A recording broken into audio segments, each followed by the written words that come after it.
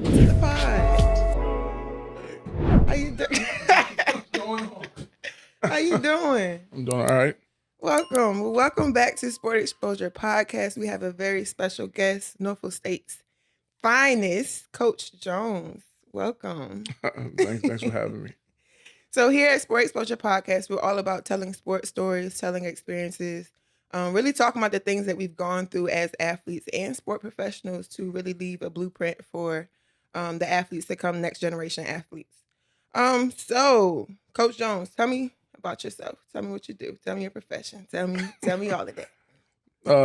Coach Jones, Robert Jones, men's basketball head men's basketball coach at Norfolk State. I was originally from South Jamaica, Queens, New York. I've done a lot of things. I've been coaching now 23 years. Well, going on 23 years now. Jordan here. Yeah, Shout so it's out been a to long time. I started when I was young. I started when I was 21, so it's like I've been going a long time. I used to do a lot of other stuff. I used to work for 50 Cent. Really? Yeah. Tell me more, please. I used to do tour managing for 50 Cent. I did that from 2002 to 2005. Okay. And I was doing college tours for him. So like I worked with his management company, Violator Management, Mike Lighty, and I forgot the other man. His name was Ice, but that's not his real name. So it was Mike Lighty and Ice. And I used to set up college tours for 50 Cent. And stuff Wow. like that. Yeah, so that's why I was mad I was in Puerto Rico when he came out here the other day, because I definitely would have went to the show. On Sunday, I heard the show was lit too. Yeah. You missed a good one. I know, so I was definitely would have been there. I was trying to catch it some other time, but the schedule just ain't working out the way it should. But yeah, I did that for 3 years. Then I did my own booking agency for another 5 years, 7 years after that, of just doing different acts. Like I did 2 Chainz, Nas, anybody in hip hop you could think of, Brandy, Monica. I did a whole bunch of people like in my own booking agency, and then I did my own shows and stuff like that. And then after that, I just concentrated more on just being a coach. So That's a pretty dope background, Coach. Did everybody know that about you? not everybody, but a lot of people do. That's Yeah, tough. not everybody. Yeah, so it's cool. It paid the bills for what it was, but then also when you do tours and things like that, it was like if you're not doing like the bookings per month, like right now 50's on, for example, 50's on a real like a big tour right now. I think he's doing like 95 cities, but like it wasn't like that before. It was like, okay, you might do 10, 15 shows this month, maybe another 10 to 15 the next month, but then it might be like 2 the month after that. And being that like, I was just getting a percentage of every show. Some months would be great and some months would be naked, Right. So it was like once my son was born, then I had to try to do something that was a little bit more stable, which was transitioning into being a Division I coach. And that was a little bit more stable. Like I knew like on the 1st and 16th, I knew a check was going to come. Even though at first the check was like a pay cut, but it was a big pay cut for real, but it was like, it was consistent. Yeah, it was consistent. And, as time went on, time paid off and everything paid off, I should say. And now, I'm doing what I do now. I love that. What a Yeah. story. So Sport Exposure's tagline is celebrating triumphs and learning from our defeats. When you hear that, what comes to mind from your personal story, your journey? Before we dive real deep into things. Well, I think, you always should learn from your defeats. It's just like with sports, and I know you play sports, it's like, a loss is really never a loss unless you don't learn from it. I think that if you don't learn anything, if you just go out there and lose and you learn nothing from that loss, you just think that, I don't know, whatever you think, then it's going to be a loss. But if you can learn from it, then probably the next time you go out there, you're probably going to win. And if not the next time, you're eventually going to win, and you're probably going to win big if you can learn from your losses. So I think the same thing with life, that, as time goes on, like, for example, with me, like, I lived in the projects, like, most of my life. So the things that people see from me now, they see a little, I don't know, cars, houses, whatever. Right. They see, I tell people all the time, the things. materialistic things is like that. I was broke a long time. Like I was broke more than I've been having anything. You know what I'm saying? So it's like I lived in those projects longer than I've been out the projects. Right. So a lot of that stuff is still, in me in a way that I manage, and make it, what it is. But I think that you got to learn from those struggles. Like I learned like from the struggles of living in the projects, learn from the struggles of going up the urinated, staircases and things like that, to like, kind of fuel me to like never go back. People think that I'm so intense on the court because I want to win so bad. And yeah, I want to win because I'm a competitor, but it's really, honestly, I think about the times I had no food in the refrigerator. I think about those staircases. I think about those broken elevators. I think about stuff like that. That's what fuels me to win more than like cutting down the nets. The cutting down the nets is just like the icing on the cake because I'm supposed to cut down the net when you win the championship. But it's really like the stuff that fuels me is about like the stuff like saying like, never have food on the table and stuff like that. So that's why I'm so competitive. And I think that those factors make me like, I guess what people say the winner that I am, but it's deeper than basketball for me. Like it's way deeper than basketball. So we talking about being deeper than basketball. You talked about your experiences, where you came from, how you grew up. So where did you get your introduction to sports? My Where did that father, passion come from? I used to play baseball. My father was a big baseball fan. He was a big New York Mets fan. We didn't mess with the Yankees. Like we was straight New York Mets. So Darryl Strawberry and all them Dwight Gooden and all them guys like that. So I always wanted to be like Dwight Gooden. So I was a pitcher, Hmm. and I was decent. I actually made a 10-year All-Star team. I tell my son this all the time. Like I was good at baseball, but it's like I was also probably about 5'8" then, maybe 5'7". So as I Hmm. got taller and taller and taller, growing up in an environment you grow up in, You had to be on basketball somebody's almost, court. yeah, they take you like basketball, like, yo, you want to play? I'm like, maybe, So as time went on, I just transitioned from baseball to basketball, and really my full transition into basketball is that I got cut from my sixth grade team. Like all my friends made the team, like so. Like the sixth grade tryout was like a layup line almost, and like I couldn't make a layup, and that was like probably one of the most embarrassing moments of my life. That I'm like all my friends on the team, and I didn't make the team. So from then on, I just went full throttle with basketball, and I never got cut from any other team again in my life. But that was embarrassing as hell, like not making that team, like You So never forgot about it. no, I never forgot about it ever, and I said that this will never happen again. This moment. Do you still replay that in your head sometimes now, coaching? Not in totality, but You still think about those I mean, things? I remember it. I remember like it's, yeah, I remember the tryout. I remember the gym. I remember everything like about it because like that's like a defining moment for me that really I think turned my competitive nature to a different level. Is that seeing everybody else make the team and I'm like one of the tallest guys. Like in sixth grade, I was probably like 5'11", almost 6 feet in sixth That's grade. tall. Yeah, It's so great. it was Yeah. like everybody else made the team. Like, well, my whole crew, I guess, made the team, and I ain't make the team. And I'm like, I can't let this happen again. And Right. then, it didn't happen again. So we talked about your intro to sports. How Mhm. did your introduction to sports, coming in as a baseball player, then sixth, seventh grade basketball, how did that change your trajectory of sports as a coach? I mean, I think I coach with a lot of passion because I think that basketball changed the whole trajectory of my life. Honestly, basketball has taken me places that I never would probably go. Myself. Like I've been to at this point. We talked about the other day in the office. Like, I've been to 44 states. Out of 50, and like some states I would never go to with basketball. I've been to 7 different countries because of basketball and things like that. Opportunities, Yeah, right? like so when I see my players not taking the opportunity that that basketball can provide, it makes me upset. If that makes me more upset than any missed jump shot or anything like that. It's like you're not taking full advantage of the opportunity that basketball is taking me, out those projects, into a nicer situation. You know what I'm saying? Like I respect the game of basketball to the utmost, and that kind of fuels me and makes me real passionate about it. Okay, so you said 20, going on 23 years. Yeah, going on. Yeah, Almost 23 years ago, you got your introduction to yeah, coaching. Talk yeah. about that journey to now Norfolk State. I mean, I was tricked into coaching.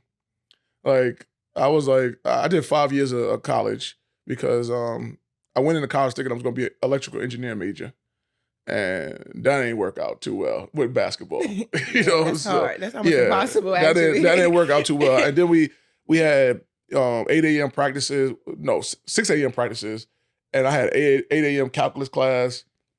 Let's just say my first semester was bad, like real bad. So after that first semester, I switched over to business.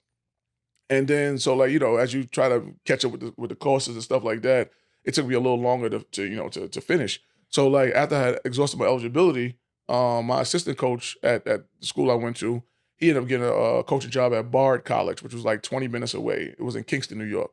He asked me to come over and just help out. So like I was a pretty good player.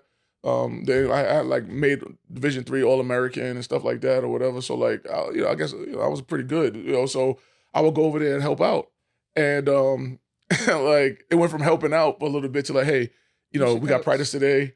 You gonna come to practice? I'm like, all right, I'll come. I ain't doing nothing. And then it was like, yo, you want to go recruiting with me? I'm like, yeah, I guess so. And then it went to like, hey, can you sit on the bench? So it was like, it went from like just Helping out to yeah now to you're a like coach. yeah. Now they all of a sudden they calling me. Back then when I was younger, they was calling me Coach Rob. You know what I'm saying? So it was like it just went like to that extreme like overnight. So Overnight, right. then once I got into coaching, I was like, well, this is the next closest thing I could get to like playing. So I might as well try to make the most out of this. So then I went and went back to my alma mater. I did 2 years there, and then I did high school for 3 years. I coached high school. I coached the freshman basketball team. Then I coached varsity for 2 years at St. Mary's High School in New York. My first year, we had Danny Green, who was in the NBA and things like that, and we had 3 other Division I players. So that was a pretty good, year. Like we finished number 2 in the country, and then another one of my assistant coaches, Coach Anthony Evans, he was already down here in Norfolk State as assistant coach, and he got moved up to interim head coach. And he had always said, like, if, he got an opportunity, he would call me. And, people be saying that stuff all the time. Nah, because I say that stuff to people, to be honest with you. Like, but people say that stuff. I got you. Yeah. I got you. Now, I do try to get people that I really say I get, It's but. easier said than done. Yeah. Right. It's a process. So, but, he did. I mean, he called me, and I came down. That's why I was working with 50 and those guys. And I was doing my own thing, and, I came down here, and I was like, well, Virginia ain't that bad, and I came down here, and I was a Division I coach. And I came down on his interim year, so I really took a leap of faith because he had no contract. I was going to say, ain't no telling. Yeah, nah, he had no contract. And it was like we went, what did we go, 16 and 15 that year. That was the second over 500 record in Norfolk State history back in 2007-08 season or whatever. So after that, they gave him the 3-year deal or something like that, 3 or 4 year deal. And then so you used to be in a part of history at Norfolk State, huh? Yeah, I guess, yeah. Yeah, Damn, I guess I don't think it's I mean, I try to tell. I hope it's not by coincidence. I hope I got some kind of impact on the situation. Absolutely. Yeah. So then he went on to FIU, became head coach there, and then they elevated me to interim coach. And my first year, we won 19 games. My first year, and then they gave me the 3-year deal, and then they've been giving me deals ever since then. Yeah, ever since then. That's dope. That's a dope story. Yeah. Did you always know you wanted to be a head coach? A Division Once I? Once I started, yeah. Cause I think the competitor in me once again said that, I could do what these people do, like straight up. And that head coach salary is a lot different than assistant coach salary. Yes, it is. Yeah. So I was like, I could do this. I know I can do this. So I always wanted to be, and I will say credit to Coach Evans. He gave me a lot of responsibility in like, the assistant coach role that at sometimes I really was like running practice and stuff like that. So like by the time it was my turn, I was already ready for it, and stuff. Some of the defining moments was like 2010, 2011 season. Like they had sent an email to us and said that recruiting is ceased. This is ceased, that's ceased, or whatever, because we was having a really bad year. So basically they was gonna fire us. Right? They was gonna fire us. Like we was like, yeah, what we gonna do? It's the business. Yeah. And then we got to the MEAC tournament, and one of our best players, I'm not gonna embarrass him by saying his name, but one of our best players took something from downstairs in the little grocery area. I forgot what it's called, at a hotel that he shouldn't have took. So we got word of it, and we had our backs against the wall. This is one of our best players. We going into the MEAC tournament. We like, do we suspend him? Do we let him play? Because we worried about our job, or do we like try to stand on our laurels and be like, yo, nah, man. If we gonna go out, we gonna go out with our heads high. So we ain't let him play, and we were all nervous. I ain't gonna lie to you. But we won the first round game, then we won the second round game, and we actually lost to Hampton in the semifinals. I think that was the first year they won it on the Buck. After the semifinal run, they lifted all the stuff and they said we can keep being employed, right? And then the following year, 11 and 12 seasons when we beat Missouri, and then the whole trajectory changed from that one decision. Yeah. So we could have, like, if they would have fired us, somebody else would have walked into that team that made history. But because we had a run and we stayed and we standing on our morals, with the kid, we were able to stay and we were able to go out, win the first championship in Norfolk State history, go on the first championship, beat Missouri for what was the biggest upset win for a long time. And then, I mean, everything just changed after that. Kyle Quinn got drafted and Mm-hmm. this, that. And Kyle Quinn was my first recruit at Norfolk State. So, like, we, like, kind of forever entwined. I talked to him the other day. Like, we, like, forever, like, linked. You got to Because tell him to come see me on the pod. You gonna tell him? when he down here, he was just down here, though. Oh, it's okay. Next, I got him next time. All right, I got you. Yeah, so that was So- probably the most defining moment. So Norfolk State men's basketball has been on top for a while. Mhm. Past 2 seasons, you've been ranked in mid-majors, which is huge for HBCU.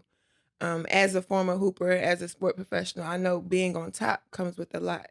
Mhm. So talk about the things that comes with being. It's one thing to be on top. It's another thing to stay on top.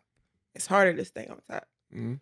Talk about that. I mean, it's exactly what you said. Like, you know, the thing that, and, you know, I speak at different clinics and stuff like that all across the country, you know, and people ask me, how do you maintain staying on top? And to be honest with you, I have no, like, recipe. I have no, like the same answer I'm giving you is the same answer I give anybody, is that I just try to work hard, and just my competitive nature wants me to stay on top. Because it's like teams, you know, you see teams go out the blue, they go from the bottom to the top, and then they go back to the bottom. You know, like, Right. or they hang around the top for a little bit and they fall off, and then they Right. come back and they fall off. And we've been fortunate enough that we really haven't fallen off, you know, like falling off, I should say. And it's like, yeah, we might not win a championship every year, but every year they know they got to go through us to get one. Whoever going to get Yeah, one, it they ain't got to gonna go be through us. easy. Yeah, so it's like we just work extremely hard, but it is different being the hunted and instead of the hunter. You know, like the hunted, the thing we tell those guys, especially new guys, and they don't understand it until we actually play. We tell them that the people that you see on film, you know, as an athlete, you watch film, Exactly. you know, stuff like that. That's not the team that's going to play They're against you. coming out the woodwork. Yeah, they- backflips, all of that. Yeah, they come in, they're going to make shots they Especially never if you're made a before. champion, you coming off a championship run. Without I know question. all about it. Without question, yeah, you know. I know all and about they it. coming after you. So it's like, even like I did this show the other day, and the host of the show told me that he had just interviewed 4 other MEAC coaches, and all of them were saying that they wanted to beat Norfolk State, even though they don't know anything about, you know, like that they got interviewed by the guy. And I'm like, damn, we ain't even win last year. We lost by 1 point, and y'all still trying to beat Absolutely. us. But it's like people know we were 1 point away from a three-peat. So it's like people like got that in mind, like, yo, they still gonna be around. And I'm like, we lost our top 4 I don't scorers. care about that. Nobody cares, you know. So it's a totally different thing, and it's a lot of pressure that comes with it, you know. And you got to kind of put that pressure on yourself to like stay on top, you know, not over pressure yourself, but know there's a responsibility of being like one of the best, you know. And you got to perform every day and approach every day, and you know, as one of the best. Well, I know you go around the country doing a lot of giving back to coaches, athletes, and all of that. So talk to me about how you mentor and nurture your athletes as far as preparing them for life after you or life after Norfolk State.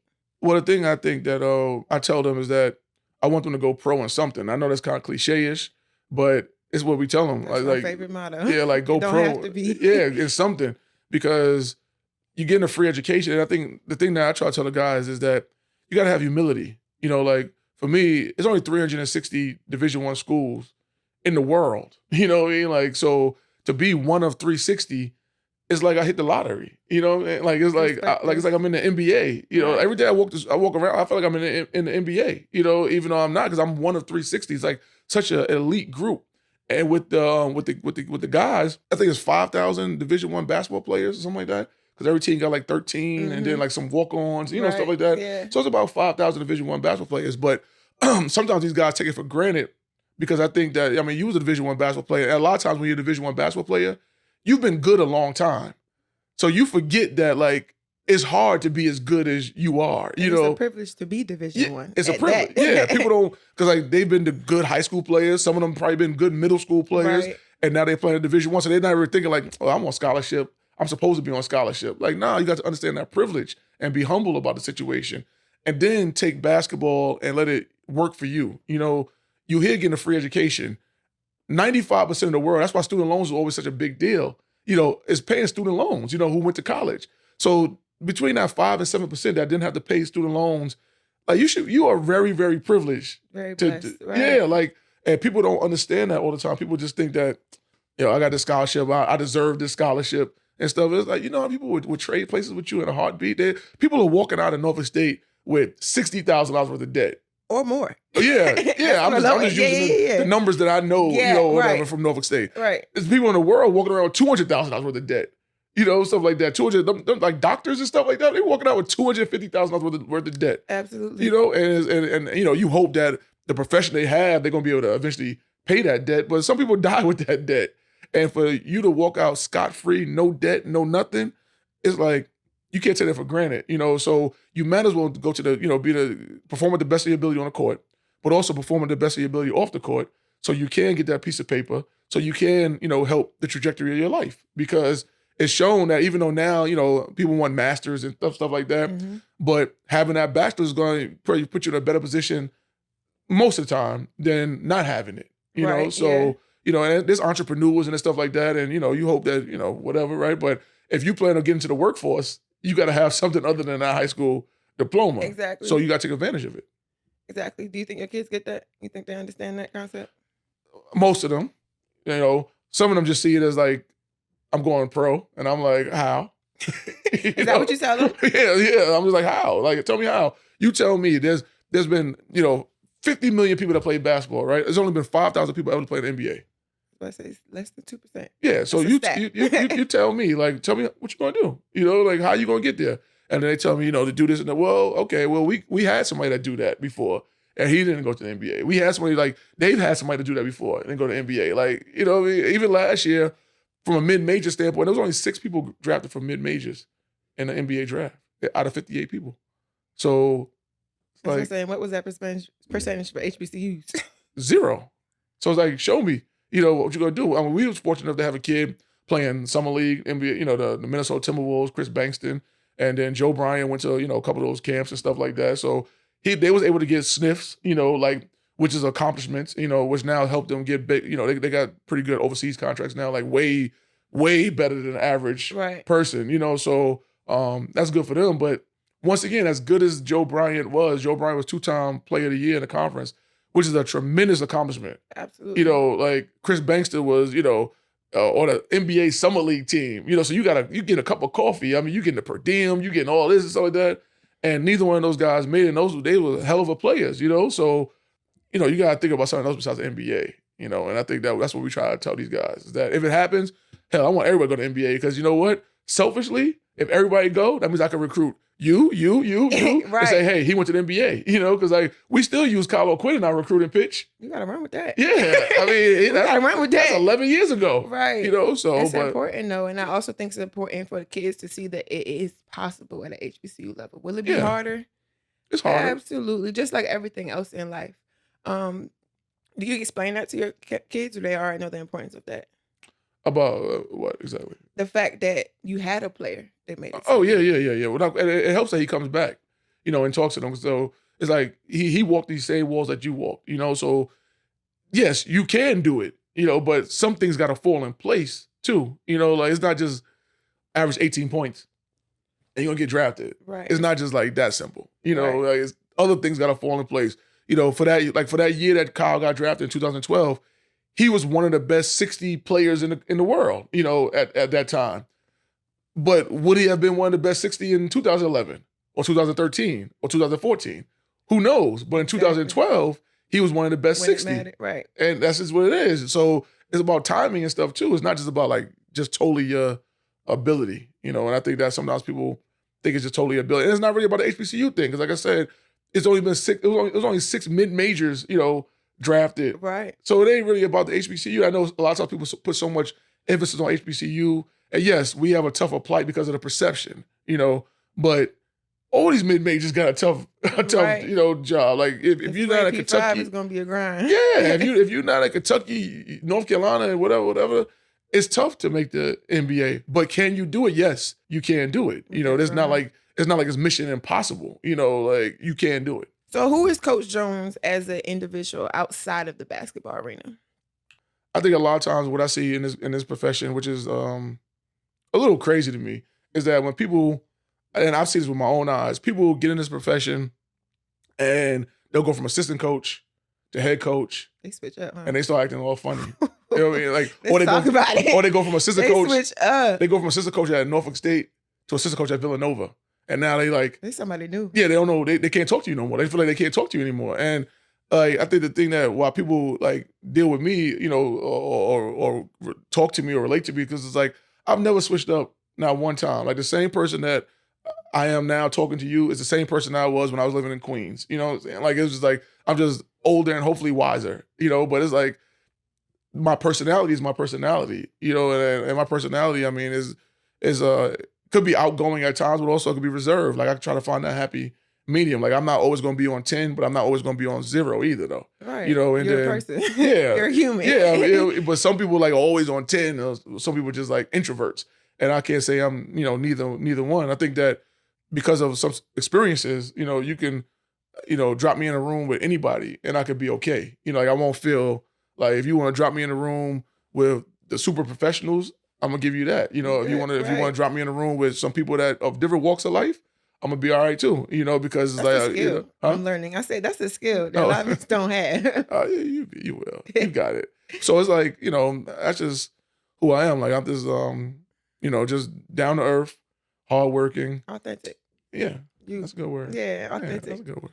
So we talking about HBCU basketball programs. How would you say that they uniquely contribute to the student athlete success?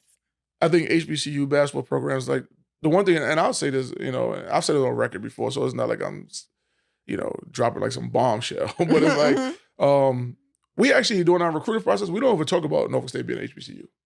We I like that. Like we talk about us being one of the best mid majors in the country. Just like any other school. Yeah, like we don't just talk happen to be black. Yeah, that's it. Like, and we don't. And depending on what part of campus you walk to, you won't even know that.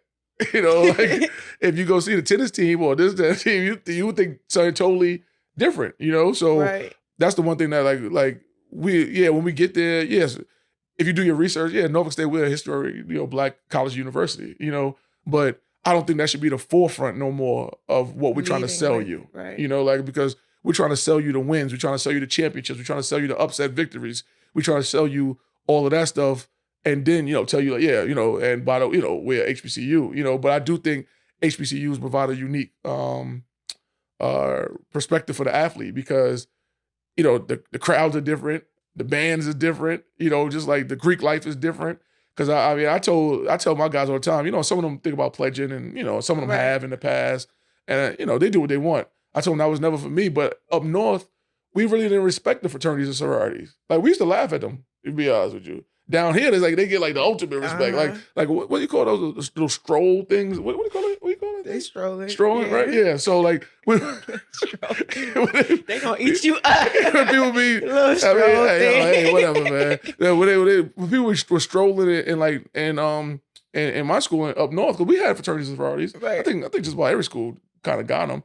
It's like, as a basketball team, we had our own stroll. Like, we would be following behind. We'd be, like, going between the legs and, like, shooting. Me and my teammates had one, too, in Hampton. But it's like, nobody would bother us. Like, nobody was, like, wouldn't even think about bothering us. But down here, it's like, you walk in front of the line. They fight. Yeah. Even the band is like that. Cheerleaders are like that. I'm like, whoa. I was going to say. Like, hold on, I work here. Wait a second. Relax. You know what I mean? Like, too far, pump back. Yeah. So, it provides a unique experience. Definitely. Mm-hmm. So how have you seen basketball positively affect your players? It could be off the court, on the court. Basketball comes with a lot of learning experiences, we pick up a lot of habits that we don't necessarily know that we pick up as athletes. So how have you seen basketball positively impact any of your players? I think that we try to use basketball as a vehicle, a tool to teach life, from a coaching standpoint, because it's like, I'm a real stickler about time. That's why like I was a couple minutes late to your thing.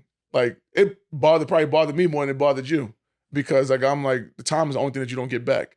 You could get back money, materialistic stuff. You can get back all that stuff. If your house burned down tonight, you could go buy a new house if you want to, or stuff like that. If your clothes burned, you could buy new clothes, whatever, right? But you can't get back that second, that minute, stuff like that. So I'm a real stickler about time. So if I say the bus is going to leave at 5 a.m., that bus is leaving at 5 a.m. It's not leaving at 5:01. You done left a couple players? Without question. Some good players Did too. You go back and get them? Nope.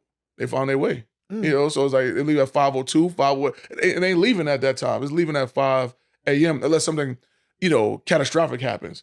But it's like we do that, or I do that, not to just be like some tyrant, but just to try to teach life lessons. Because if you go show up at work late too many times, you're gonna get fired. So if you already have in your mind brainwashed, and maybe you hear my little voice somewhere, like as you graduate, you're like, I got to be on time. I got to be on time. I got to be on time. That's exactly how it is. Yeah, because I mean, I will leave you, like without question. And it's like I said, just to teach them life lessons. So, and other things, try to teach life lessons about, like, we have different people come in and talk. I mean, we've taken kids to the juvenile jail, talked to the inmates there. We've done stuff with the Ronald McDonald House, Salvation Army, because I think that you got to give the student athlete a holistic approach, and once again, keep the humility. Understand that people sometimes, like, when they lose a game or they miss the last shot, they're like, the life is crumbling, But then if you go to these different situations, you go to a homeless shelter, you go here, you realize that your problems don't mean nothing. Like, we were just in Puerto Rico, and for a foreign tour. And the thing that I saw, it was a lot of homeless people in Puerto Rico. Yeah. And I'm like, that would probably be the scariest thing to me, not being able to go and say, I'm going to go live, put my head down in a place with a roof. Like I say that, my only choice. Yeah, like my only choice is to sleep on this dirt. Like that would be like that. Seeing that in Puerto Rico, and of course I've seen homeless people before growing up in New York City. Like they all over the place. But it's like just walking by some and stuff like that, in Puerto Rico, honestly refocused me even more coming back from the trip, because it's like, once again, going back to what I said before, is that's another focus for me. Like I can't do that. So I got to keep winning, because I know if I keep winning, that's never going to happen to me. So like I got to keep winning. I got to get this thing together. Yeah. That's just, I tell my guys all the time, no matter how many awards I got and all that stuff like that, I still coach every day with a chip on my shoulder, because I want more. And I feel like I never could stop learning. I feel like I never could stop getting better. And if I got 5 championships, I want to get 6. I want to get 7. I want to get 10. You know what I mean? It's like, keep it going. Yeah, like I'll never get to a point that I'm just think I'm too cool to like learn, or I done made it that I can't get better. You know what I mean? So it's like I always try to do that. For sure. Yeah. So we talked about HBCUs and their history and the rich culture. Mm-hmm. How do you think that plays into sports history overall? Like you said, you've been a part of a lot of history at Norfolk State, things that haven't been done before, breaking barriers to the point where now we don't even lead with Norfolk State as HBCU, because we shouldn't have to. I do agree. But how do you think that plays into the sports world specifically? I think HBCUs, has had a prominent effect on sports. If you look at back in the day, a lot of NBA players came from HBCUs, because that was the only option, to go to HBCU. So our footprint is all over: basketball, football, whatever sport. It's unfortunate that all of a sudden, I don't know when it changed, because I'm not that old, so I don't know when it changed, that like all of a sudden HBCU is looked at as a negative thing. When before it was looked at as a positive thing. So I'm not quite sure when that dynamic changed. I know we try to do every day to try to change that dynamic back from success, but it's really almost shameful that it's looked at as like a negative thing. Like, I didn't go to HBCU. I went to State University of New York at New Paltz, which is a PWI, right? But as a black, I am an African American man, a black man, so like I'm always going to have an affinity for HBCUs, because that's who that's who I am. You know what I'm saying? So it's like I don't understand why HBCUs get this negative thing. Like we gotta do 2 times as much. I mean, from the players to the coaches and things like that. Maybe 3. Yeah, maybe more. Because people sometimes ask me why I've stayed at Norfolk State for so long. And the thing I tell them is that 1, I'm happy at Norfolk State, but also 2, I just can't go get my own job. Somebody got to give me a job. So they're like, well, coach, you should, coach at, one of these big schools and stuff like that. Well, tell one of the big schools to call me. Right. And we'll talk to see if it makes sense. But the problem is that, like, if I was at a different school, and this is where the problem for coaches coming at, and had the success I had, I would be at like one of those big schools. But because I'm at Norfolk State, I got to do this, that, and the third, to get the recognition that, at this point I probably earned. It's like, and I'm big about earning it. Like, nobody's giving me anything. I've earned the recognition I'm supposed to get, but it's always still the stigma that you got to fight. Right. And I know you've had other opportunities to be at other schools. Yeah, I had so a couple. What keeps you coming back to Norfolk State? A couple of things, really. Like, for real, like, some of the transparent answers, because I try to give you transparency, is that, like, some of the figures wasn't right. Like, you can't, at this point in my life, I'm not taking a pay cut. Why would we do that? No, I'm not. Who's doing that? Like, you said, we earned this. Yeah, I'm not doing that. So, you're going to try to hit me with this opportunity. Like, one of my former agents that I fired, he was always big on get out of HBCU, So So at one point, he wanted me to take like a $50,000 pay cut, to like go to another school and said it because he was like, in theory, I could go to that school and then in 2 years or 3 years, Then go to yeah, go to like the big time, right? Power. And I'm like, yeah, but what if I don't? You know what I mean? Because like there's no direct path. Like I said, I played Division III basketball. My first two jobs were Division III. I coached in high school. I coached AAU.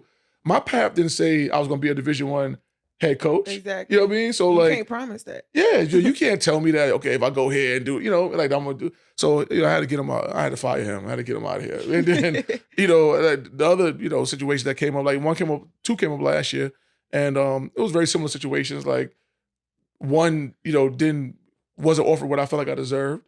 Even though it was slightly more than what Norfolk State was doing, but I felt like I deserved more from that institution. Right. And one was like another like a pay cut situation. I'm like, I'm not doing that. Because we know our way. And then the second thing besides that, because I mean, like I said, I'm honest about situations that you try to do what's best for your family when it comes to that, right? But the second thing is that Norfolk State, the people have been good to me, and I think I've more than done my job for the people. Right. And it's like it's almost like you almost seen like a little baby grow up, And I still don't think it's an adult yet. It's like a teenager, right now. Yeah, it's still like, what more can we do, here at Norfolk State? So that's another reason why I haven't left.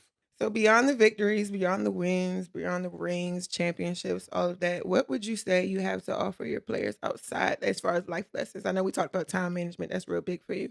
But what do you really try to instill in them outside of all of that? Like completely outside of them being a basketball player for you?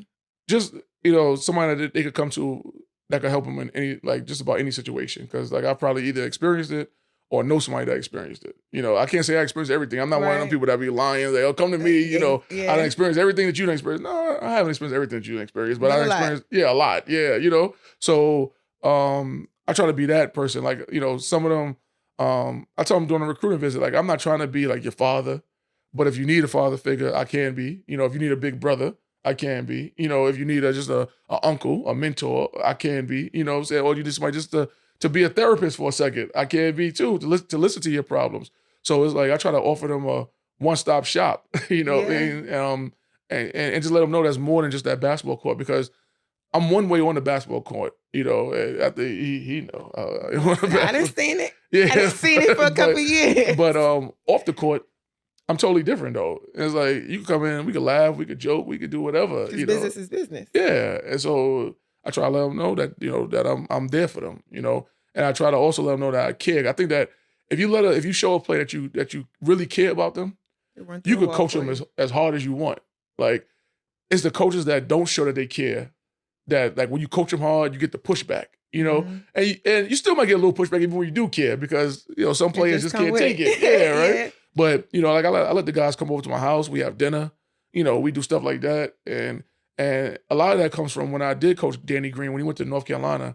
He said he didn't have Roy Williams' phone number, and I'm like, this is insane. How do you play for a man that you don't have his phone number? Head coach. Yeah, that was his head coach. He didn't have his phone number, so it was like he had to make an appointment through the secretary to get the phone number. I've never heard of that. Is that normal? At some of those Power Fives, it is like some of the, like it's like totally non-personable up there. I mean, I'm not surprised, but to that extent, I don't even have my head coach phone number. Yeah, and then sometimes it's like I was talking to another guy who's from around here who played at Maryland, and he had to like say, if you recruited me, right, I would tell you all my problems, and then you would tell the head coach, and then if the head coach wanted to meet with you, he would meet. If he didn't want to meet with you, then you would try to solve my problems.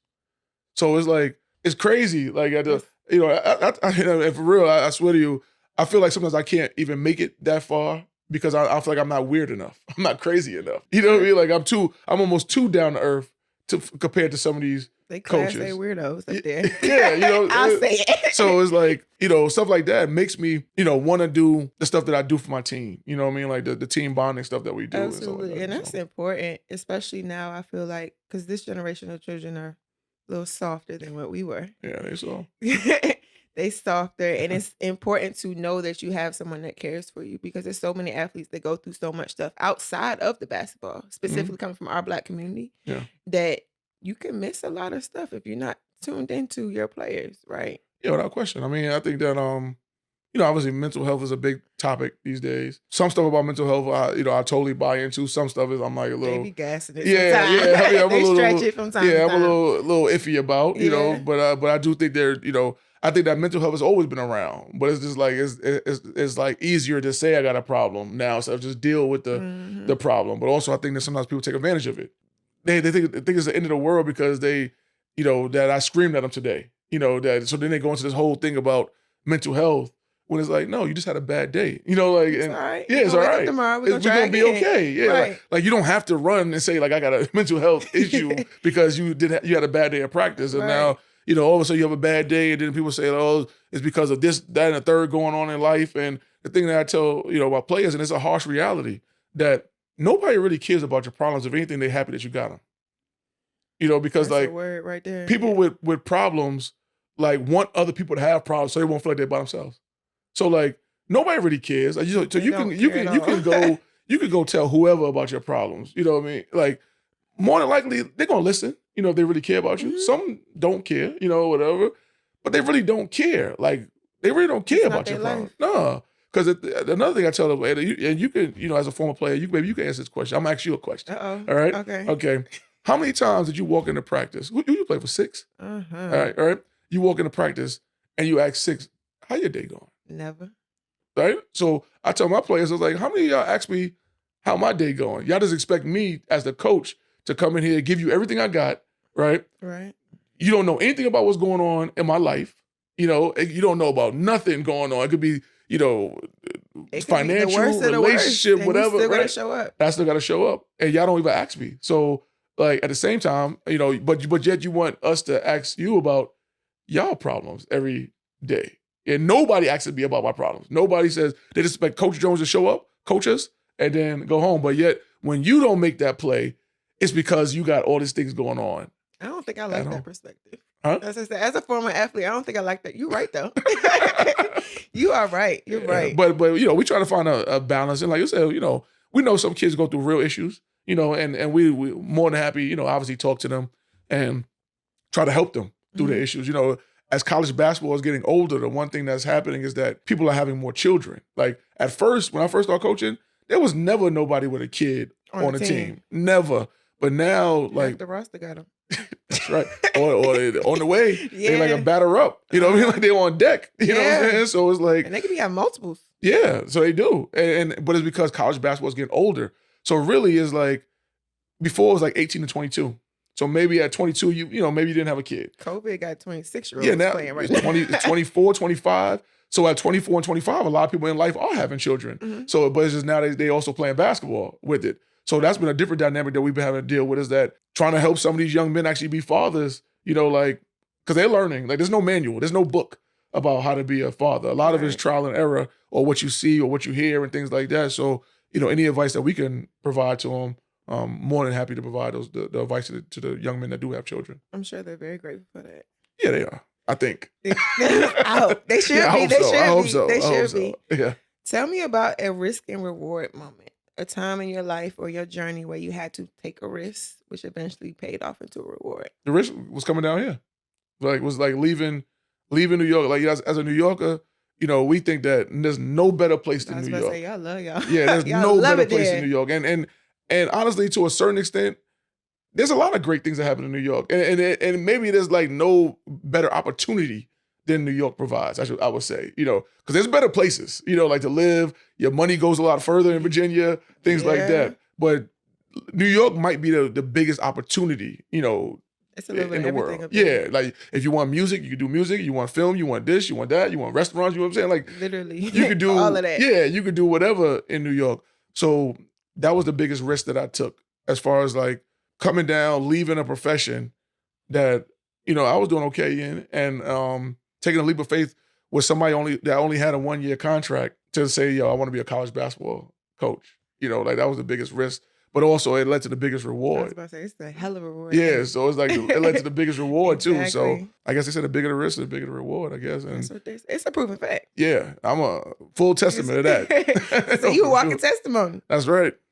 So we talked about you being a father and you helping your student athletes that are fathers. And I know you're a father as well. So how do you Where's your work-life balance? How do you keep it balanced between, and you have a active basketball player. Yeah. I mean, honestly, he helped my work-life balance because and a lot of people don't know this. Like people see him with me all the time, and they used to see him with me before, all the time. But he didn't move down here till he was 13 years old.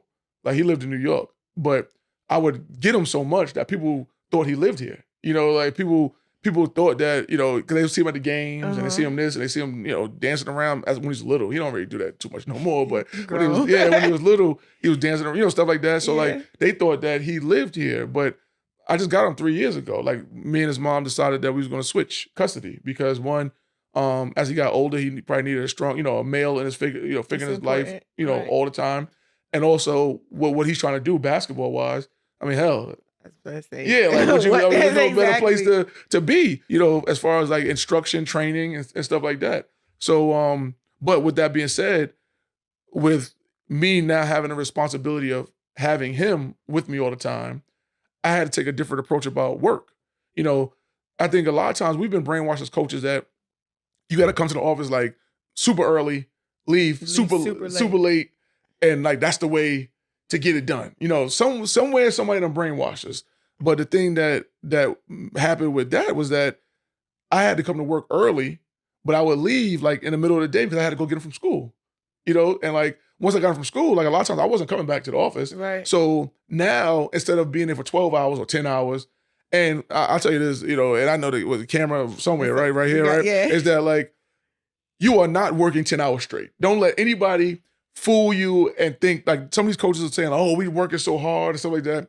Yeah, coaches work hard. I didn't think them. Yeah, but you are not working 10 hours straight. So it's like what happened was that from like 8 to 3, like I compacted my day. So from 8 to 3, I worked really hard. Mm-hmm. And then at 3 o'clock, I was going. I went and picked him up and then stuff like that. So it created more balance. And I was able to like, either take him to practice or maybe he had a game or he'd do training or whatever. So I had the father-son time with him. I completed my work or whatever, and I had the balance. So he really helped me create balance because I was one of them fools that was brainwashed about no better. about being in there all day. And that ain't the way. That's not the way. Yes, we don't want that. Yeah, it ain't. Is that still playing today? Yeah, because so after 3 o'clock, you in daddy mode. I'm gone. I'm out of there. Everybody know that, huh? Yeah, everybody know that. Like don't look for me. He's like, I mean, you could call me stuff like that, but I'm not going to be there. Though. Yeah, I'm not going to be there. Like if I have to double back for something, I will. I should say, but more than likely, once 3 o'clock hit, I won't be there. Now, granted. Once he's finally able to get his license and stuff like that, things will probably change a little bit. Now, you might get me there at 4 o'clock or something like that. But because I don't got to pick, I don't got to pick him up and stuff like that. But why I still got to pick him up? I mean, I'm out of there. But it made me more efficient though. And honestly, he'll tell you. If he was sitting next to me, he would say since he's been here, I've been having more success, and it's true. Like I mean, it is true. Like the last 3 years that he's been here, I've had the most success of my career, so he does have something to do with that. Yeah. Like, and I think that, obviously he never made a hoop for me, anything like that, but it's like he made it a better a better coach all around. Yeah. I have a clearer headspace. So what advice would you give to aspiring coaches to be one, successful coach, and two, an impactful coach? Don't do it. Don't coach. Don't do it. Don't do it. Not come with it, fellas. Don't do it. Nah, I mean, I would say that, and some of that, half of that is true because the thing I will say is that you're really putting your livelihood into someone else's hands. It's like business. Yeah, like if these 20 to 24-year-olds, if they're having a bad day, they're probably not going to perform, which is probably going to lead to you losing. Which if you lose too much, you're not going to have a job. So you putting like it's not like a merit, a total merit-based job. When I say that is that like you can go and be a lawyer, right? And you control, how you prepare for it. And if you win X amount of cases, you probably end up being a partner. You know what I mean? Then if you win X amount of cases, you probably get this big thing. You might have your own law firm. Right. You control your own path, right. your own path. You don't control your own path like when you're coaching. Like the best thing you could do is try to teach them as much as possible that you hope that the mistakes that they make on the court will be very few.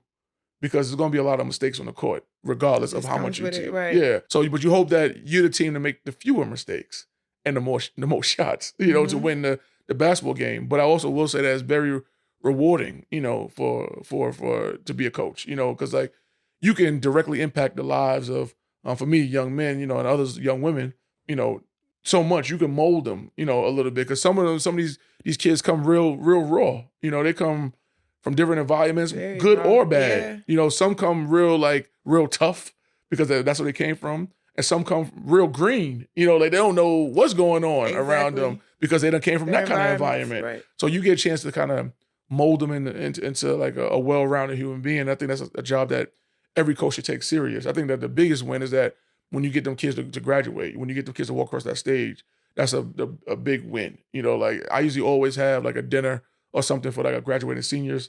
To be honest, I don't go to graduation a lot because I feel like graduation a lot of times is like so unorganized. It's like all over the place.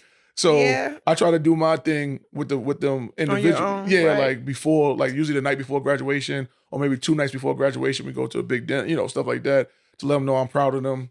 Blah blah blah. And then I usually see the video of them walking across the. I'll watch it on. I'll watch it from afar. Yeah, I see the video of them walking across the stage and stuff like that. And then sometimes it rains, it's hot, so It's hot. yeah, so Mid-May. you never know what's I ain't going on tryna with be that. out But there. I think that's the biggest reward you get as a coach, is that like, and I think the biggest reward too is that when players, and I've had players come back that didn't know like why you did that to them when they was there, to come back and say, I understand now. I think that makes your day. It's almost like the Karate Kid, like, like they make you do all this stuff. The Karate Kid don't know what's going on, and then they're like, Exactly. oh wow, It makes okay, sense. yeah, it makes sense. And then also, honestly, I think it's a financial reward if you're able to be like a head coach and things like that. Because I tell anyone that head coaches are overpaid. Every head coach is overpaid, but it's all relative to what, like, the business that you bring in, stuff like that. Because if you're making $1 million, $2 million, $500,000, whatever you make, what I'm saying? It's Right. like, yeah, it's relative to what you're bringing in. You know what I'm saying? So there is a relative aspect of it. But I mean, we coach a game of basketball. Like a game that we probably will coach, for not the dollars Yeah. that we get. And Now, a lot of people do. yeah, but the industry dictates, what you get. So you're fortunate enough to be in that kind of industry. But another reason why they overpay you, this goes back to why I say tell people don't do it, is because I think they overpay you, and this is my logic here, right? Is because a lot of times your career span is so short, is that you almost have to make double or triple what a person makes, like In a lifetime. average, yeah, because it's like your career span could be 5 years. And like you've probably seen it yourself. You see coaches coach for 5 years, head coaches, and they don't coach no more.